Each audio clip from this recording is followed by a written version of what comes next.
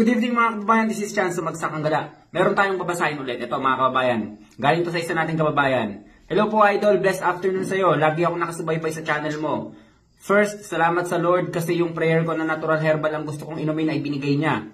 Ikaw ang ginamit ni Lord para gumaling yung sakit ko sa tiyan. Sobrang dami kong acid sa katawan. At di ko ma-enjoy ang pagkain kasi kapag nakain ako ng mamantika, maasim or any food na hindi gusto ng tiyan ko, sobrang sakit at pinahihirapan ako. So dahil nga sa sobrang acid, marami nang nare-reseta ng gamot ang doktor. Nawawala pero nabalik. So tingnan niyo yan, siya na nagsabi nito nawawala daw pero nabalik, gastos ka lang ng gastos.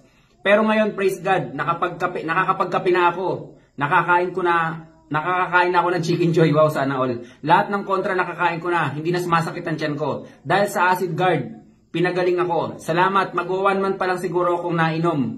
At ang sabi niya pa, okay talaga siya. Walang lugi ang prayer ko. Yung makalakad talaga ako ng normal kasi na mild stroke ako. Kaya tuloy pa rin ang inom. Nothing impossible sa paggaling. Papagalingin ako ng Lord. Salamat sa tulong ng Acid Guard at salamat sa iyo. So package, acidic, and then iba pang mga karamdaman niya, tapos mild stroke pa siya. Acid Guard lang ang ginagamit, nai-enjoy niya na yung pagkain niya.